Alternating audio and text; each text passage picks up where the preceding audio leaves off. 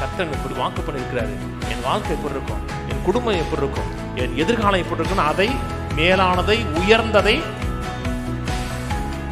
சதா சிந்திப்பதற்காக தான் கர்த்தர் மெடிடேஷன் கொடுத்திருக்கிறார்.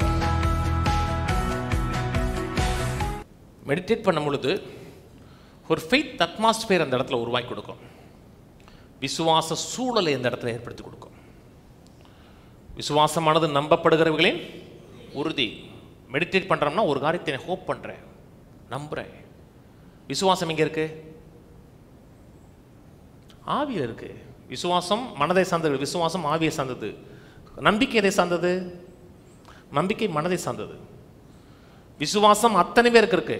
விசுவாசம் இல்லாத யார் இருக்காங்க? நீங்க ரட்சிக்கப்பட்டீங்கன்னா இயேசு கிறிஸ்துவுக்குள்ள எந்த விசுவாசம் இருந்தால் அதே விசுவாசம் உங்களுக்குள்ள இருக்குங்க. அவருக்குள்ள அதே ஃபெய்த் இருக்கிறது. ஆவியில் இருக்கிற விசுவாசம் மனதில் இருக்கிற பிக்சரை வெளியே கொண்டு வருது. சொல்றது ஒரு ஃபெய்த் அட்மாஸ்பியரை உருவாக்குது. ரெண்டாவது காரியம், எனக்கு மனதில் ஒரு அமைதியான சூழலை ஏற்படுத்தி கொடுக்கிறது, பீஸை ஏற்படுத்தி கொடுக்கிறது. பிசாசு சொன்ன காரியங்களை யோசிக்கிறேன், சிந்திக்கிறேன் அப்படின்னா கவலையை ஏற்படுத்தி கொடுக்குறோம், பயத்தை ஏற்படுத்தி கொடுக்குறோம். ஒன்று நான் சொல்றது புரியுதுங்களா? அன்றைக்கி ஏதோ ஒரு விஞ்ஞானி சொல்லியிருக்கிறாரு, கொடிய வைரஸ் ஒன்று வரப்போகுது, எத்தனையோ கோடி பேர் செத்துருவாங்கன்னு இருக்கு. கேட்டவுடனே சந்தோஷமாக இருக்கா அவங்களுக்கு? என்னங்கடா இப்போ தானடா ஓடி முடிச்சோங்கிற மாதிரி இருக்கும். இப்போ என்ன வருது உங்களுக்கு? பயம் வருது. எந்த வைரஸ் வந்தாலும் சரிதான், எந்த நோய் கிருமி வந்தாலும் சரிதான், கர்த்தர் என்னை என் குடும்பத்தையும் நிழலாக இருந்து பாதுகாப்பாக நினச்சிங்கன்னா சமாதானம் வந்துடும். வைரஸ் வர்றதை உங்களால் தடுக்க முடியாது. ஆனால் அந்த வைரஸ் மத்தியில் கர்த்தர் உங்கள் சார்பாக எழுந்தெழுகிறதை நீங்கள் விசுவாசிக்க முடியும். வர முடியாதா? அதான் உலகத்தில் இருப்பவுடன் உங்களில் இருப்பவர் பெரியவர்னா அந்த பிரச்சனையை மேற்கொள்ள வைப்பார், ஜெயிக்க வைப்பார். அந்த எதிர்மறையான சூழ்நிலையிலையும் என் மனதில் ஒரு நிறைவான நம்பிக்கை ஏற்படுத்தி கொடுப்பார். மூணாவது காரியம், கர்த்தருடைய வார்த்தையை கேட்கக்கூடிய சென்சிட்டிவிட்டி ஏற்படுத்தி கொடுக்கும். நம்ம பேர் கர்த்தர்கிட்ட சொன்னாருங்கிறாங்க பார்த்தீங்கன்னா, அது கர்த்தர் சொல்லவே இல்லை, ஆனால் கர்த்தர் சொன்னாருப்பாங்க. நீ போக விடலாம் உன்னை காத்து, எங்கே பார்த்தீங்க ஆட்டோவில் எதிர்த்தாப்புல பொழி இருந்துச்சுங்கன்னு. பல காரியங்கள் அவன் மனதில் நெருக்கல. நமக்கு அன்புக்குரியவர்களுக்கு ஏதாச்சும் நடந்துச்சுன்னா அந்த எண்ணம் அப்படியே போட்டு சிந்தனை வருது. இத்தனையின் மத்தியிலையும் கர்த்தர் தான் பேசினாருன்னு என் இருதயம் சென்சிட்டிவாக இருக்கணும். இயேசு கேட்குதுங்க, காணா ஒரு கல்யாணத்தில் அவர் அற்புதம் செய்ய போல, அவர் கல்யாணத்துக்கு சோறு சாப்பிட தான் போனார். நம்ம அற்புதம் செய்ய வரல, நம்ம எதுக்கு வந்தோம்? சாப்பிட்டு மொய் எழுத வந்தோம். அதாங்க அவர் சொன்னார். அந்த இடைப்பட்ட நேரத்தில் பிதாவாகிய தேவன் சொல்றாரு அற்புதம் செய்யுண்டு. அந்த சந்தடியிலையும் அவர் கர்த்தர் பேசுறது கேட்குது. 1000 நெருக்கடிகள், டிராஃபிக் ஜாமில் போயிட்டு இருக்கு, வண்டி முன்னாடி போகுது, இங்கே போகுது. அத்தனையின் மத்தியிலையும் நீங்கள் கர்த்தருடைய வசனத்தை மெடிடேட் பண்ணுறீங்கன்னா கர்த்தர் பேசுகிறவங்கள கேட்கும், சென்சிட்டிவாக கேட்கும். கர்த்தர் தான் பேசுகிறாருன்னா அவன் சென்சிட்டிவாக கேட்க முடியும். நான் சொன்னது புரியுதா? ஒரு காரியத்தை சிந்திங்க, தனியாக உட்காந்து சிந்திங்க. ஆண்டவர் வசனம் இப்படி சொல்லுது, வார்த்தை இப்படி சொல்லுது. இன்னைக்கு காலைல ஒரு வார்த்தை இப்படி பேசுனீங்க, இந்த வார்த்தை என் வாழ்க்கை நிறைவேறணும் எப்படி இருக்குன்னு சொல்லுங்கள். கர்த்தர் உங்கள்கிட்ட மேலும் ஃப்ளோ ஆவார். ஸ்பிரிச்சுவல் லைஃப் தாங்க. 4வது காரியம், மேலானவைகளை சிந்திக்க வைக்கிறது. பூமிக்குருவிகளை அல்ல, மேலானவைகளை நாடுங்கள் இருக்கு பார்த்தீங்களா? செட் யுவர் மைண்டுங்கிறார். உங்கள் மனதை மேலானதை செட் பண்ணுங்க. இப்போ வர காரில் க்ரூஸ் கண்ட்ரோல் வருது. இப்போ ஒரு நவீன காரில் வருது க்ரூஸ் கண்ட்ரோல், தெரியலையா? சொல்லிடுறேன். கொஞ்சம் அட்வான்ஸாக இருந்தால் க்ரூஸ் கண்ட்ரோல் இருக்கும். இப்போ 80ல் போகிறீங்க, ஹைவே 80ல் வச்சுட்டு க்ரூஸ் அமைக்கிட்டு செட் பண்ணிட்டீங்கன்னா அதுக்கப்புறம் நீங்கள் ஆக்சிலேட்டர்லேருந்து கார் எடுத்துடலாம். 80லேயே கார் போகும்.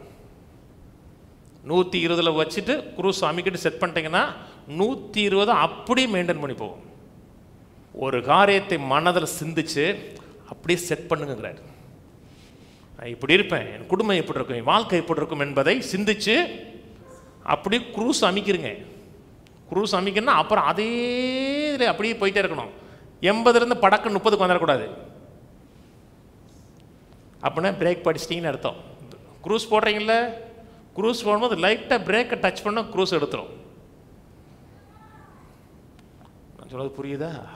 இதெல்லாம் கண்டுபிடிச்சு பயணிக்கிறேன் பைபிளை வச்சு.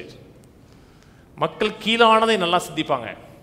நீ எல்லாம் உருப்படவே மாட்டடா, நீ எல்லாம் லாய்க்கே ஆக மாட்ட, அதை விடிய சிந்திப்பாங்க. அது கீழானதை சிந்திக்கிறது. மேலானதை சிந்திங்க, உயர்வை சிந்திங்க.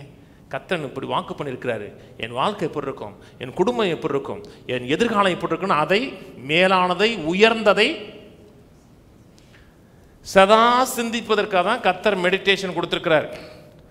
5வது காரியம், மெடிடேட் பண்ணும் பொழுது என்னுடைய மனதை தேவன் எழுதுவதற்கு என் மனதை கொடுக்குறேன். அப்போ தான் தேவன் என் மனதில் எழுத முடியும். மனம் புதிதாகுதுன்னு சொல்கிறோம்னாங்க, ரினியூவிங் ஆஃப் த மைண்டுன்னு சொல்கிறோம் இல்லையா? என் மனதை என்னால் புதிதாக்க முடியாது, நான் முடியவே முடியாதுங்க. என் மனதை கர்த்தர் கொடுக்கும் பொழுது எபிரேயர் 8 எபிரேயர் 10 சொல்கிறாரு, என்னோட ஆசை விருப்பங்களை என் மனதில் நான் எழுதுவேங்கிறார். எழுத வேண்டிய வேலை யார் வேலை? அவருடைய கரத்தில். என் மனதை எண்ணத்தையும் ஆண்டவரை உங்களோட கரத்தில் கொடுக்குறேன்னா அவர் என் மனதில் எழுதுவார். கவனிங்க, பிரசங்கம் பண்ணுறோம், நான் மனதில் எழுதுறது கிடையாது.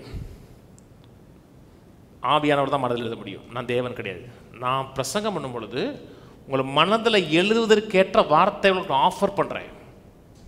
உங்கள் குடும்பம் எப்படி இருக்கும், எதிர்காலம் எப்படி இருக்கும், வாழ்க்கை இருக்கும், இந்த வார்த்தையை நான் ஆஃபர் பண்ணுறேன். என் மேலே இந்த அபிஷேக நிமித்தம், ஆவியானுடைய உதவி நிமித்தம் அதை உங்களுக்கு முன்னாடி வைக்கிறேன். அதை எடுத்து மனதில் வச்சு அப்படியே இரவும் பகலும் சிந்திச்சிங்கன்னா அப்போ ஆவியானவர் அந்த வார்த்தையை மனதில் எழுதுவார். நான் எழுத முடியாது, நான் சொல்லுவேன், நீங்கள் போய் எழுதணும். எழுதுவதற்கு ஆவியானவர்கிட்ட இடம் கொடுக்கணும். ஆண்டவரே, இன்றைக்கி இந்த வசனம் கேட்டேன், ஆண்டவரே என் வாழ்க்கை இப்படி இருக்குன்னு கேட்டேன், என் பிள்ளைகள்லாம் இப்படி இருப்பான்னு கேட்டேன், என் குடும்பம் இப்படி இருக்குன்னு கேட்டேன், அப்போ இது மாதிரி என் வாழ்க்கை இருக்குன்னு சொன்னீங்கன்னா ஆவியானவர் அது மனதில் எழுதுவார். அதுதான் மெடிடேஷன். ஆனால் அநேக மக்களுடைய மனதில் ஆவியானவர் எழுதலை, மற்ற காரியங்கள் தான் எழுதியிருக்கு. 6வது காரியம், இது ரொம்ப முக்கியமான காரியம். நான் பேசுகிற அனைத்தும் தேவன் மேலே பசிதாகத்தை ஏற்படுத்தி கொடுக்கும், தேவனுக்காக ஃபயராக வாழ வைக்கும். ஒரு காரியத்தில் உங்களுக்கு பசி உண்டாகுது, எப்படி உண்டாகுது? ஒன்றும் இல்லைங்க, பரோட்டா சாப்பிட்ணுன்னு ஆசை வருது, நல்லா பரோட்டா சாப்பிட்ணுன்னு ஆசை வருது. என்ன பண்ணுவீங்க? எண்ணெய் வந்தோடனே அந்த கடைக்கு போகலாமா, அவன்கிட்ட போயிட்டு அந்த மட்டனையும் அந்த குழம்பு அடித்தோம்னா என்ன டேஸ்ட்டாக இருக்கும் அப்படின்னு நினச்ச உடனே என்ன உண்டாகுது? பரோட்டா பசி உண்டாகுது. உண்டாகலையா? ஒரு காரியத்தை சிந்திச்சாதாங்க பசியே உங்களுக்கு உண்டாகும். கர்த்தர் இப்படி செஞ்சிருக்கிறார், வசனம் இப்படி சொல்லியிருக்கிறது, அதே சிந்திங்க, ஆண்டவர் மேலே உங்களுக்கு பசி இருக்கும், ஆண்டவரோட காரியத்தை இன்வால்வ்மெண்ட் இருக்கும். கர்த்தர் மேலே பசிதாகமாக இருக்கணும், ஆண்டவருக்கு ஃபயராக இருக்கணும்னா ஃபயர் கேம்பில் போனால் நடக்காது. வசனத்தை இரவும் பகலும் சிந்திக்கணும். 7வது காரியம், தேவனை பெரியவராக பார்க்க வைக்கும். பிரச்சனை ஒன்றுமே கிடையாது, சவால்கள் ஒன்றுமே கிடையாது, தேவன் பெரியவர், தேவனால் கூடாத காரியம் ஒன்றும் இல்லை, இந்த பிரச்சனையை தேவனுடைய உதவினால் மேற்கொள்ள முடியும்னு பிரச்சனையை சிறுசாக பார்க்க சொல்லும், தேவனை பெருசாக பார்க்க சொல்லும். 8வது காரியம், தேவன்னா மெய்யாக எப்படி இருக்கிறார் என்பதை பார்க்க சொல்லும், தேவனுடைய ரியல் நேச்சரை பார்க்க சொல்லும். 9வது காரியம், உங்கள் மனதை தேவனுக்கு முற்றிலுமாக படைத்து தேவனுடைய நோக்கங்களை நிறைவேற்றுவதற்கு உதவி செய்யும். 4:14 வாசிப்போம். மூப்பராகிய சங்கத்தார் உன்மேல் கைகளை வைத்த பொழுது தீர்க்க தரிசனால் உனக்கு அளிக்கப்பட்ட வரத்தை பற்றி அசதியாக இராதே, நீ தேறுகிறது யாவருக்கு விளங்கும்படி இவைகளை சிந்தித்து கொண்டு இவைகளிலே நிலைத்தரு. தீமோத்தேயு சொல்றாரு, பிரச்சனைகள் இருக்கு, சவால் இருக்கு. பைபிளில் எதே ஒன்று எடுத்து மெடிடேட் பண்ணி சொல்லலை.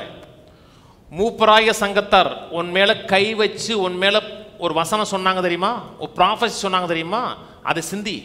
அந்த வார்த்தைக்கு நீ அப்படி ஈல்டு பண்ணு, இணங்கு, விட்டு கொடு, அதை இரவும் பகலும் சிந்திச்சின்னா நீ தேறுகிறது எல்லாருக்கும் தெரிஞ்சிடும். சொன்னது புரியுதா? ஆண்டவருக்கு ஈல்டு பண்ணுங்க, அப்படி சரண்டர் பண்ணுங்க.